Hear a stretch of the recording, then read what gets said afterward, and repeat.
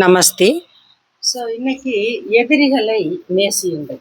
இந்த எதிரி அப்படிங்கிறது எதிரிகள் இல்லாத நபர்களே இல்லை, இவர் எனக்கு எதிரி அவர் எனக்கு எதிரி அப்படின்னு சொல்றதெல்லாம் அறியாமையோட ஒரு வெளிப்பாடு தான்.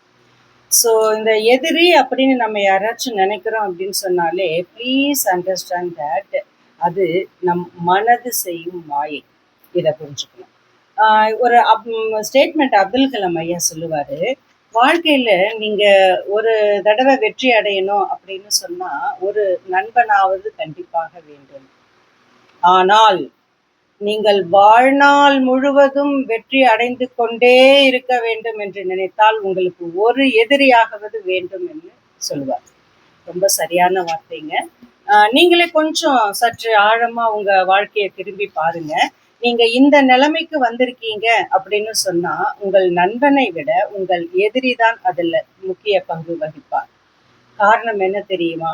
நம்மளுடைய எதிரி தான் நம்மை யார் என்று, நம்மளுடைய பலம் என்ன, நம்மளுடைய தைரியம் என்ன, நம்மளுடைய தன்னம்பிக்கை என்னங்கிறது நமக்கே அடையாளப்படுத்தி வாழ்க்கையில அடுத்த கட்டத்துக்கு அழைச்சிட்டு போயிருப்பார். நம்ம இன்று அளவும் முன்னேற்ற பாதையில போயிட்டு இருக்கோம், இவர் முன்னாடி எப்படியாவது வாழ்ந்து காட்டணும் அப்படிங்கிற தன்னம்பிக்கையை உத்வேகத்தை கொடுக்கறது எதிரிகள் மட்டும்தாங்க.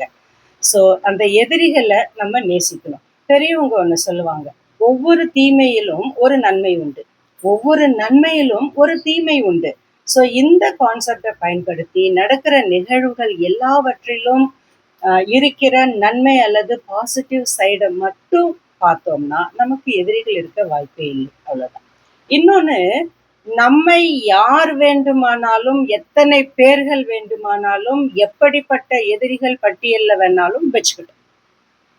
ஆனால் நம்மளுடைய பட்டியலில், நம் பட்டியலில் யாரும் எதிரிகள் என்று கிடையாது. ஸோ எதிரிகளைத்தான் நாம் முதலில் நேசிக்க வேண்டும். அவர்களையும் வாயார மனதார வயிறார வாழ்க வளமுடன் என்று வாழ்த்துவோம். நன்றி. மீண்டும் அடுத்த சந்திப்பில் சிந்திப்போம்.